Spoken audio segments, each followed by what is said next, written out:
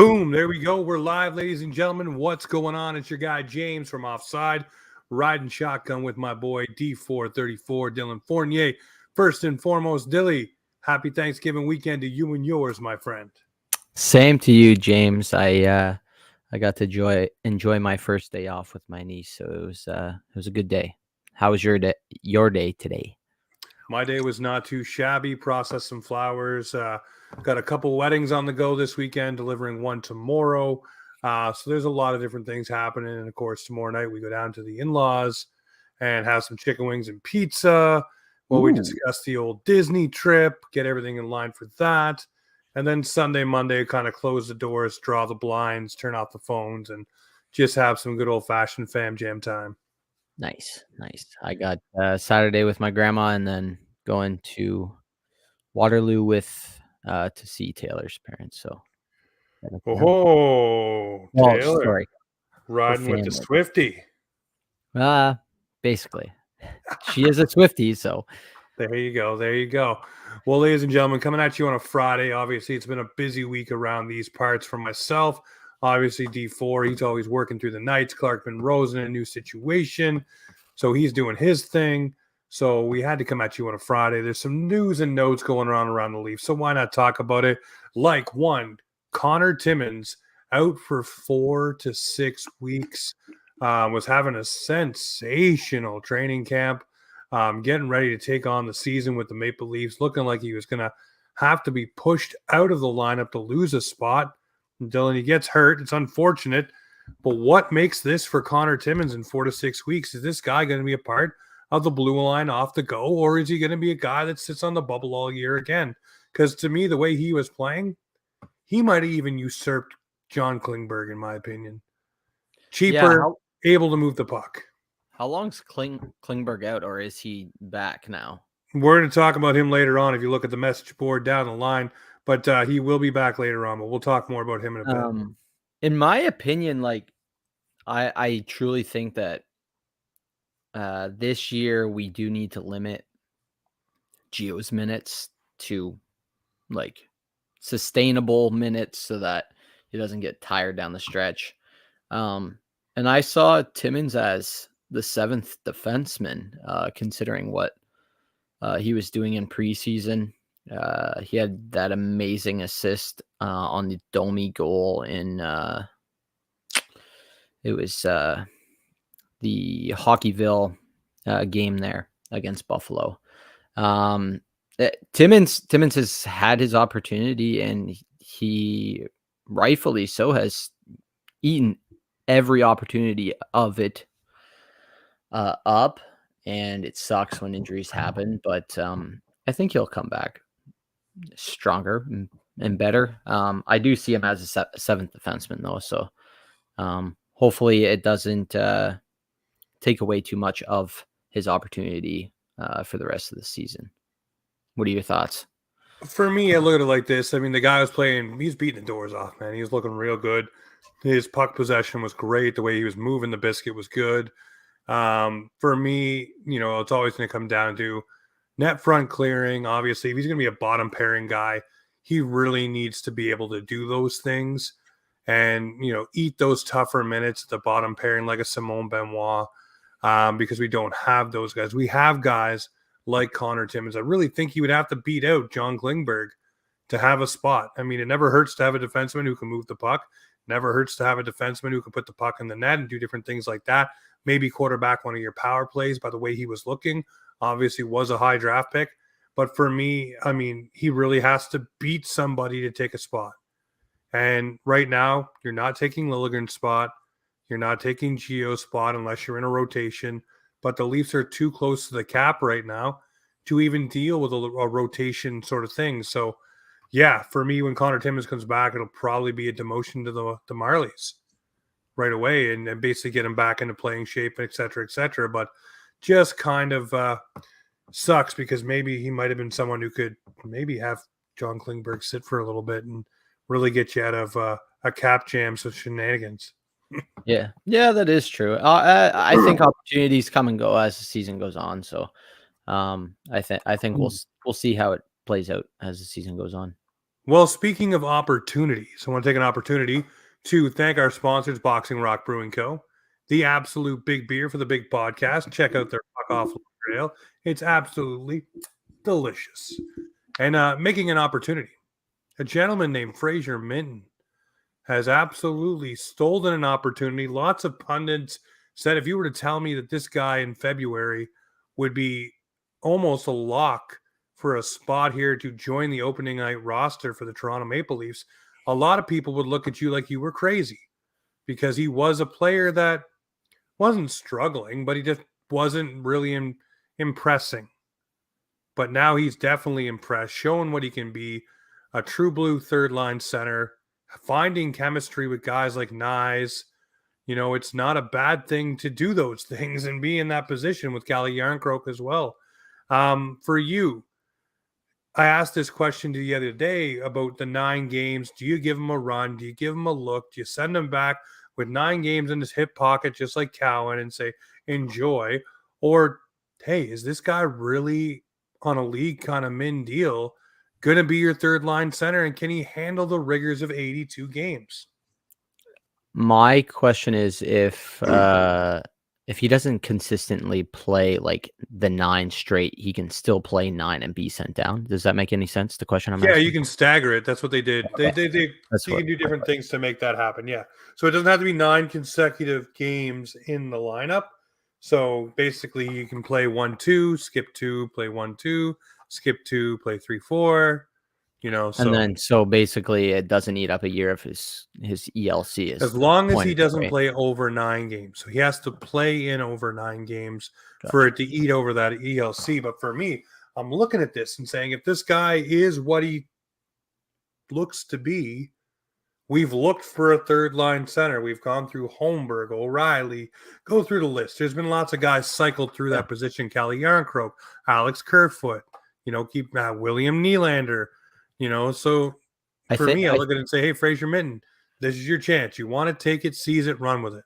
I think that like when Dubas was a general manager, his biggest thing that he drilled into the team was we need these young guys to step up on their ELC contracts to take the opportunity to take a roster spot so that we can spread money elsewhere. This is a great example of it.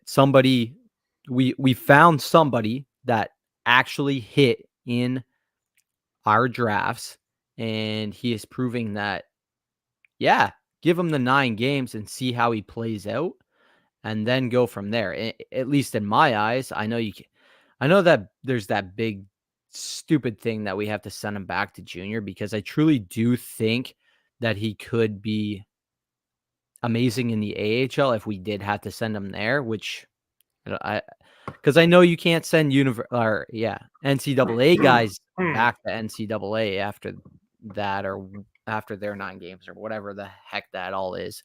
Once they commit basically. Yeah. I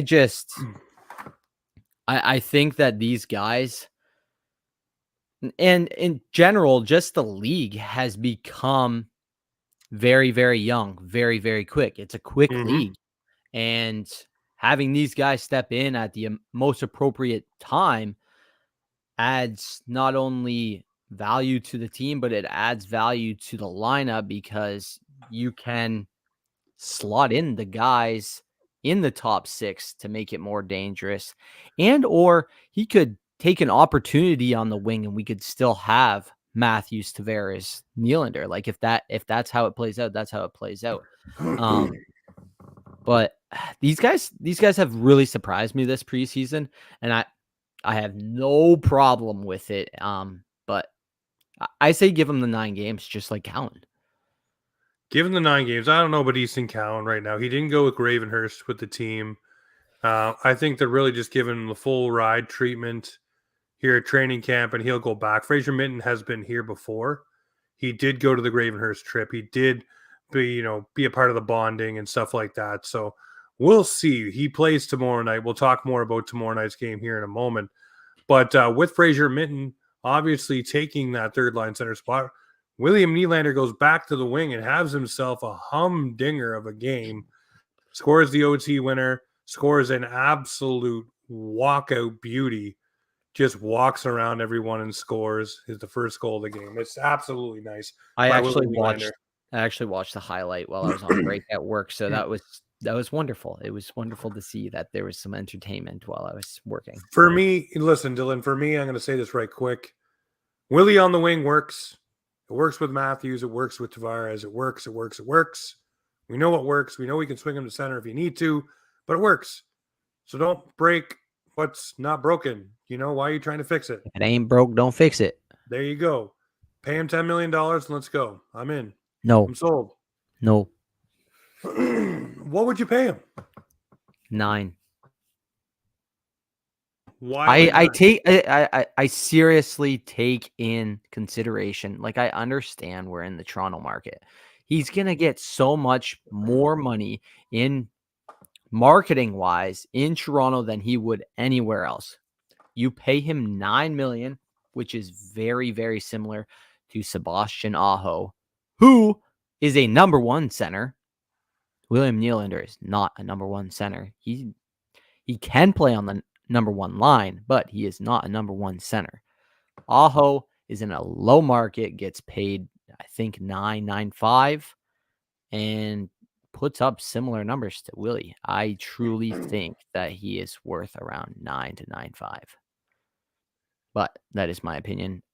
He fits on the wing. I know we were talking about that. He fits on the wing.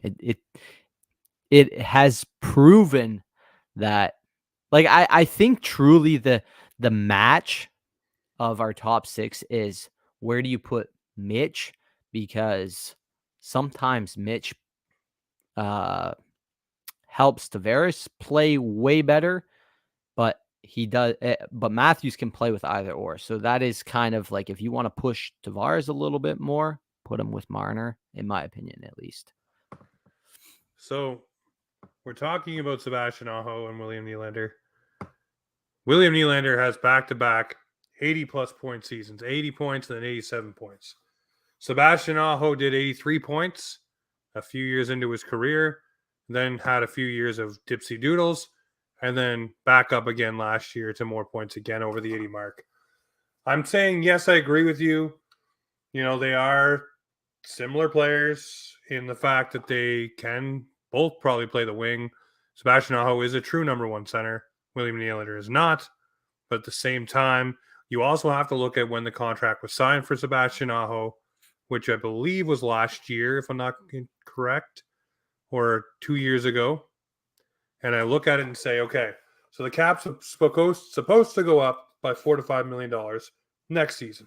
Supposed to go up $4 to $5 million the season after that. So I look at it and say, okay, if the cap's going to go up that much, then you also have to look at player percentage of the cap as that goes up, like we used to do before the Panini happened. So you also have to say $10 million by the end of Willie's deal isn't going to be as much of a boat anchor as $10 million used to be. So Aho's contract expires this season, and he signed it, I assume, last year, the newer one, and it's 9.75. 9.75. Yeah. So I've been it's steady, almost you know touching this. 10. I've been saying this for a long time. I said I'm fine with Willie at 9.9. 9.9. That's where you go to 9.9 and leave it there. That way he's not a 10. It's still 9.9. It's like buying something for $9.99 and feeling like you won because it's not $10. That's the way I look at it. He's a 9.9 player to me. And why do I say that? He's probably going to get 100 points this year. He's probably going to score more than 40 goals again this year. He's looking better. He's becoming more of a beast. And he was one of the only players, and I know so many people call him marshmallow or a guy that can't play in the playoffs. But guess what, guys? He did. And he put up the points in the playoffs. He was one of the only guys who was wheeling and dealing, even in the game we were down on elimination against Florida. So, sorry to say it, folks, but I'd pay 9.9 for William Nylander all day long. Sign me up. You are more than welcome to have your opinion. I don't know. It's a tough discussion because What is the hardest thing to find in the NHL? Centerman. Consistent goal scorers. Centerman. The That score. centerman, we have the centerman, but the other thing is finding consistent goal scorers. What do so many teams that are good at defense and team defense as a whole have a problem with? What was Carolina's problem last year in the playoffs? Scoring. What are most teams' problems that can't get through the hump in the season? It's scoring. The Rangers needed to go get Patty King because they needed more scoring. Yeah, The but Ottawa how did that Senators, work out? well, hey, I'm just saying they tried. At least they went and got somebody with a name. The Ottawa Senators, problem last year, scoring. Now the problem this year, everybody says their defense is going to be really good. We'll see. It might be keeping the puck out of the net and chasing and playing like the Edmonton Oilers used to. But I look at it like this and say, for me, 9-9 for Willie. He scores 40 goals. That's great. That's something that doesn't grow on trees. There's not a litany of 40-goal scorers in the NHL. A lot of guys score in the 30s. Not a lot of guys get into the 40s, 50s, and hello, Connor, 60s. Yeah. So I'll take that. And I'll say, you know what? The Leafs would be hard-pressed to replace a William Nylander. As much as many fans listening to this will say we can get a better defenseman or we can get another forward for him. I think the only way I'd be happy with it is convincing myself that Tavares is taking a lot less. This is really the only way I'm really happy with it. He will. I know he will. 2 years, John Tavares will probably sign a $5 million contract. So you're saving $6 million off his deal. That's fair. So, and he'll know it. But I mean, if he's still putting up 80 points, I mean, maybe he won't go exactly that number, but we'll see. Yeah, no, it's true. Goal scoring is sometimes it's at a very premium, man. times. But we do have a lot of young guys coming up, and I'll tell you that for free. Those guys are going to score. Well, if they do, then you know what? Maybe you find a way to move Willie after the fact. There you go. But you can't bet on something you don't know right now, and you have a sure thing that allows you to win games in William Nylander right now. True that. Speaking of a sure thing, what do we have here? Do we have Noah Gregor or do we have the homie, Pontus Holmberg, joining the team? Gregor. Because to me, I'm saying Noah Gregor wins that race. Noah Gregor with the speed, Noah Gregor with the physicality, Noah Gregor with the snarl, the piss and vinegar, the ability to play on a defensive line with David Camp and Ryan Reeves. That, to me, is filling the void that we've been missing, where Pontus Holmberg is a little bit more finesse, still learning to use most of his body for physical play, and Noah Gregor's already there. So unless Fraser Minton doesn't make this team, I would say that Noah Gregor wins that fourth line spot. What do you say? I would have to agree. I honestly didn't realize how good of a player Gregor was. I really only ever heard of his name maybe once or twice, and I've known that he played in San Jose. But besides that, like, I didn't know what type of player he was. And it's really nice seeing somebody that's on a PTO come in and prove to an organization what he is and how he can fit into the team. And he's there to fill a hole on the fourth line, and he's proving that he can play with those guys and provide what we need on the fourth line. So he's checking off all the boxes on my list. So I would say sign him up for the fourth line. I don't know what his contract's going to look like, but that's for Tree to figure out. But yeah, I know I saw your TikTok video this morning talking about it as well. But yeah, what do you think? I know you think it's Gregor, but do you think that Holmberg kind of gets slated and pushed back? Like, do you think this is going to affect his development at all? I don't think it's going to affect his development because we know where he's going to be. He's a bottom six guy. He just needs to add a little sandpaper to his game, which he can do when he's down in the minor leagues. True. You know, he can be put into those positions a lot more, given elevated minutes, given penalty kill minutes. You know, just like when they used to send down Kasperi Kapanen and Andreas Janssen and told them, you're going to learn to be penalty killers. You know, that's what they can do with Klingberg, or not Klingberg, Holmberg here and just fucking really turn him up and really turn him on to what he needs to be doing for this lineup. But right now, Noah Gregor knows how to do all those things and add you an element of physicality, which you need. So, I mean, will he get injured? Probably. Can you rotate Holmberg in and out? Yep. But, the cap's so tight, it's going to be difficult to do those things. But I definitely think Noah Gregor is out of the box ready, where Holmberg kind of has to grow into some of the stuff. And this season, if you're going for the big push like you say you are, you want a guy who's ready out of the box, and that's Noah Gregor. 100%. The other one today was an interesting one. Mr. Ilya Samsonov took a puck up high, apparently, and left practice, walked off on his own power. Sheldon Keefe used the word he is fine. That doesn't really leave a lot of confidence in my books when a coach says he is fine. I wonder where he took it. Fine does not mean fine. True. Yeah. I don't know where he took it. I didn't watch the play or anything of him coming off the ice, but I did see him walking through the bench. That's the only thing I did see. It might allow Woll to take some reins and take some minutes in the start of the season, so we can bank on that. And Jones hasn't had a terrible preseason. They've all played really well.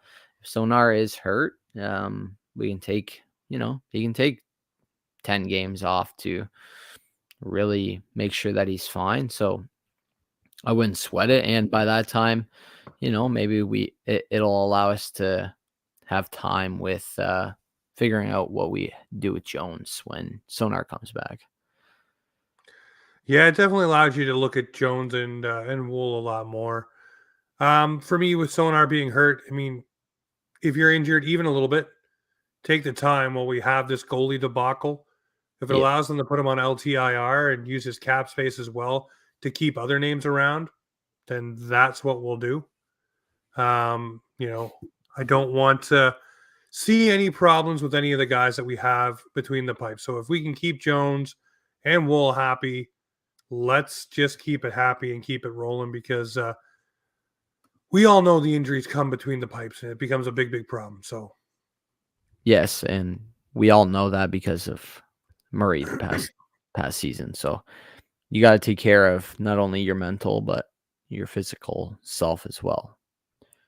Well, speaking of taking care of yourself, our friends over at the Hockey Podcast Network, we're a part of the network this year, and they got their buddies, the DraftKings, and obviously they got something going on with the NFL season going strong, and DraftKings Sportsbook is hooking new customers up with an offer that's even stronger.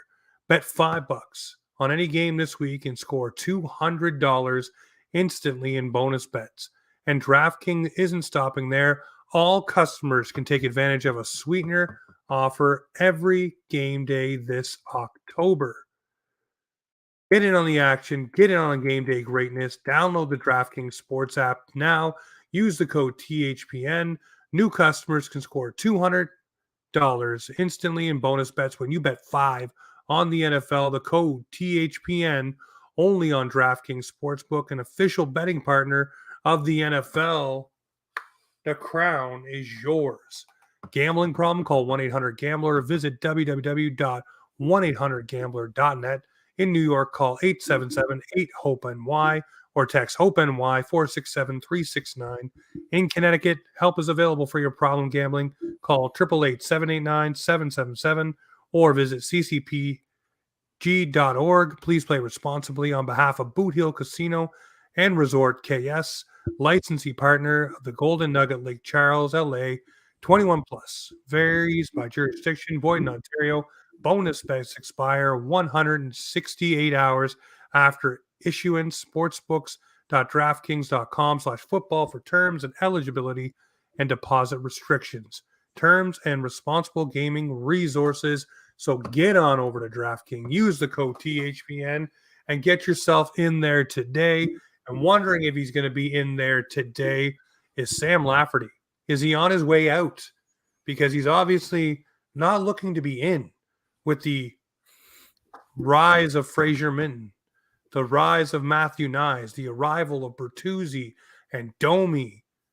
it looks like, and Ryan Reeves and Noah Gregor, it looks like Sam Lafferty may be a too expensive ticket to keep around, even though they were trialing him on that second line. I think this guy's going to be waived. I do. I think he's going to be on waivers. Another team will claim him. There's not a lot of teams offering up stuff right now. Of course not. To go on waivers. No one's going to throw you a life preserver when you're sinking here with a cap problem. They're going to throw you anvils, and if somebody can get Lafferty for free, they will do it. But I think he's out. I really do. Yeah. Yarncroke's still injured, correct? Or Yarncroke. Nope, he's not. Oh, he's not. So that there's another guy that kind of pushes him out of the lineup. It really sucks. It really sucks. In my opinion, like Lafferty brings grit and speed, and that's something that is very useful in top 3 lines. And of course, I think he's a player that wants to always compete. And unfortunately, like he wasn't on a team last year that was competing other than when we got him at the trade deadline, which I think he really enjoyed. Yeah, it sucks. You hate to see players get pushed out just because of certain situations, but if he does leave, we wish him all the best, of course. And maybe it'll allow Sir number 11 to change his number to 28, but who knows? Maybe he'll keep it to 11. He wants to keep it 11. He doesn't want any ties to his father. He wants to make his own domain name. Well, that's all right then. But yeah, of course you probably think he's out, and that sucks. Like there's no, like you said, there's no. Well, it does suck. It's not fun because here's the problem. And Alan Walsh, shout out to Alan Walsh, man. He put it the best. That the way the cap is set up right now, it's squeezing guys like Lafferty out of a job. You used to be able to carry 23 guys on a roster, and used to be able to use guys in and out of the lineup and bounce guys back and forth, so that way you didn't lose a guy or whatever. You didn't have a guy that was just a nothingness because you couldn't afford him. Yeah. $1.5 million. The cap should have already gone up. It looks like the NHL stagnated ever since the pandemic, even though they've had record profits, but they haven't raised their cap, so it doesn't look good. It's not a good look. But this is another not a good look because there's going to be multiple teams this year carrying 19 to 20 guys, sometimes playing a guy short because they can't fit it cap-wise. Yeah, it's so unfortunate for the associations, the guys that are, what is the word I'm looking for? They're pioneers. It's not the word I'm looking for. They're the hard workers of the league. Like these guys don't earn the top dollars, but they're trying to make a living making under $5 million. So it sucks for the game and the guys. I'm sure a team with a lot of cap space could probably fit him into their lineup. So I don't think he will be out of a job, but who knows if he doesn't get claimed? I'm sure the Marlies would love to have him there. But yeah, Klingberg. What is going on with Klingberg? He's probably in. So he has some tightness in the game, the Hockeyville game, and an upper body injury. Obviously, probably a back thing, probably spasms, something that's bothering him. Anyways, he's been on the ice solo. He was at practice with the team the other day. Wanted to play last night, was told no. Wants to play Saturday. Probably going to be told no again. So he's ready for the home opener. If you got back tightness or any problem like that, you want the most amount of time to feel good. Apparently, he feels really good right now.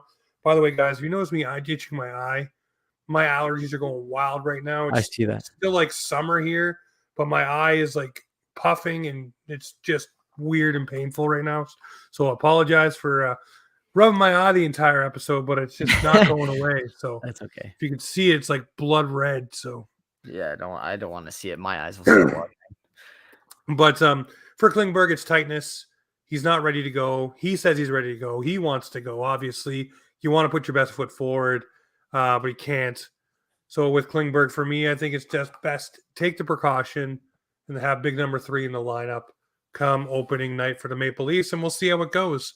And this could be the door we just talked about Klingberg Timmins walking back through. So we'll see what happens there. But the next thing for me is I look at Saturday night, talking about Klingberg wanting to get in. Who in your eyes needs to take a big game step on Saturday night and really get himself in there? I of course think it's Minton. But like he's already, I think, in my eyes, proven that he should at least get the 9 games. Defense wise, I haven't really looked at the roster lately, so that's kind of on me. Who, in my eyes, Nyes has had a really great preseason. Nyes doesn't need to do anything. No, he doesn't. He really doesn't. Let me just look. I apologize. I am unprepared. Well, I'll rip one off for you. Simone Benoit needs to get in there. And really, he took 3 penalties the other night. He would be that bottom net front clearing, not a minute muncher, but a physical guy on your bottom pair that really can come in and step in. I think he really needs to show that he can be more disciplined. I know he's got a chip on his shoulder and really wants to play well. And another guy for me is Nick Robertson. Nick Robertson needs to be noticed Saturday night. But for me, Robertson has definitely got to go down to the Marlies now. I was on the get Nick Robertson in the lineup train. I think he needs to get reps.